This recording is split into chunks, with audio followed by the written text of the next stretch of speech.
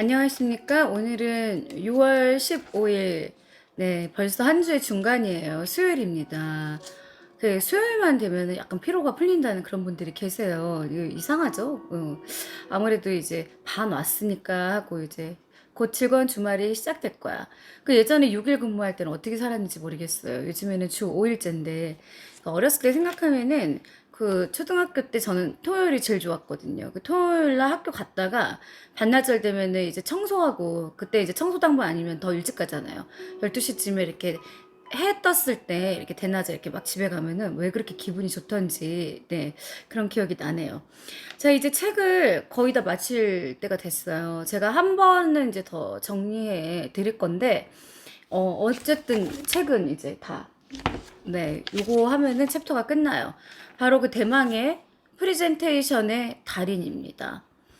프리젠테이션에 대해 물으면 대부분의 사람들이 대답합니다. 자료 만들기. 자료 만드는 게 상당히 어렵죠. 그쵸? 왜냐하면은 뭘 알아야 만들죠. 그러다 보니까 가끔 이렇게 팀 과제를 내주면은요, 어떤 친구는 자료만 막 수집하고, 쟤는 말 잘하니까 쟤는 말만 시키고, 이게 분야를 막 각자 알아서 나누더라고요. 물론 뭐 각자 자기네들 맘대로이긴 하나, 그러나 그래도 모든 과정을 다 같이 참여를 해야 의미가 있는 거 아닌가요?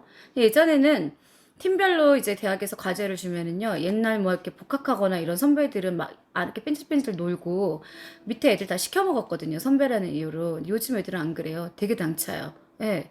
선배는 뭐 왜 이렇게 적극적으로 안 나서고 우리 그 일에도 안 할 거면은 뭐 빼버리겠다 막 이런 식으로 그렇게 당돌하더라고요. 저는 오히려 지금의 MZ 세대의 화법이 더 좋아요. 저도 예전에 그랬으니까요. 예. 예전에 그거는 이제 속어인데 저희 선배 중에 예비역이 있었어요. 그때만 해도 왜 그렇게 다들 막 군복을 입고 다녔는지 모르는데 인사를 안 한다고요. 막 여자애들 이렇게 정강이를 막 때리고 그랬었어요. 그래서 저 같은 경우에는 절대 맞지 않죠. 뭐 하시는 거예요? 뭐 이런 스타일이었는데 왜 그때 그런 행동들을 했는지 지금 생각해보면 완전 아가들인데 그쵸? 예, 그런 그 군기 문화가 있었어요. 자료 만들기 공포. 공포, 공포, 공포. 말하는 것도 공포, 만드는 것도 공포. 모든 게 다 공포. 준비. 성공했다가 실패. 그렇다면 프리젠테이션의 달인이란 무엇을 뜻하는 걸까요? 일명 우리가 프리젠테이션 마스터라고 불러요. 다 마스터님, 주인님, 다 뭐 초월한 분. 전하고자 하는 메시지를 청중들 앞에서 재미와 감동이 있는 이야기로 전달하며 교감할 수 있는 사람을 일컬어요. 얼핏 쉬운 것 같아도 실은 매우 어렵습니다.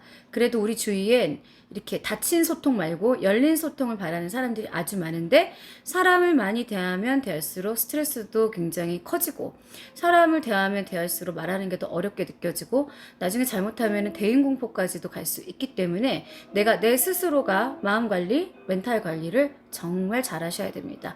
그런 사람들이 바깥에 나가서 어떤 이야기를 해도 상처받지 않고 자기의 그 주관적인 이야기를 잘 할 수가 있는데 대부분 보면은요, 말에 상처를 잘 받는 사람들은요, 사실은 스피치를 잘 못하는 사람들이에요. 그 어떤 사람이 이야기를 해도 그 상황에 대해서 일명 받아칠 준비가 되어 있어야 합니다.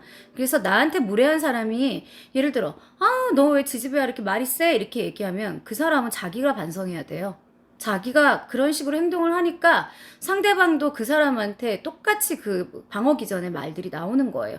그런데 자꾸 상대방만 탓하죠. 얼마나 무지한 거예요. 그거는 이제 굉장히 무례하고 무지한 겁니다. 자, 이야기는 인간이 항상 사용해온 커뮤니케이션 법입니다.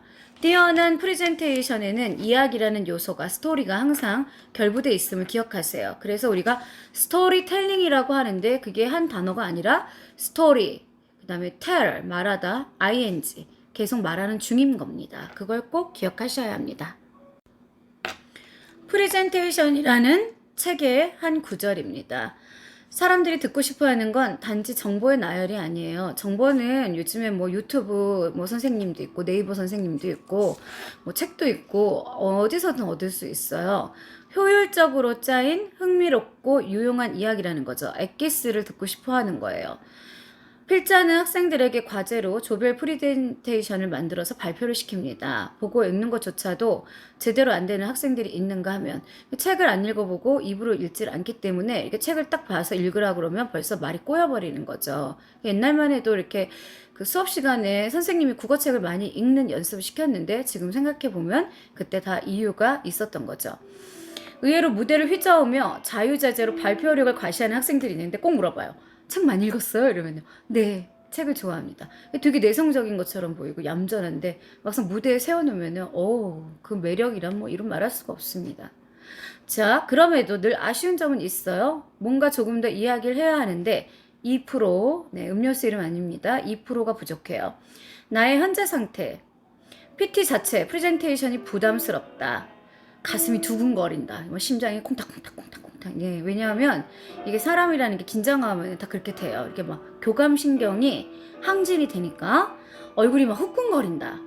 표정이 굳어진다. 말이 빨라진다. 시간을 못 맞춘다. 청중을 쳐다보지 못한다. 빨리 끝내고 들어가고 싶다. 나는 여기 어디 있을까? 여기 왜 있을까? 여기는 어디며?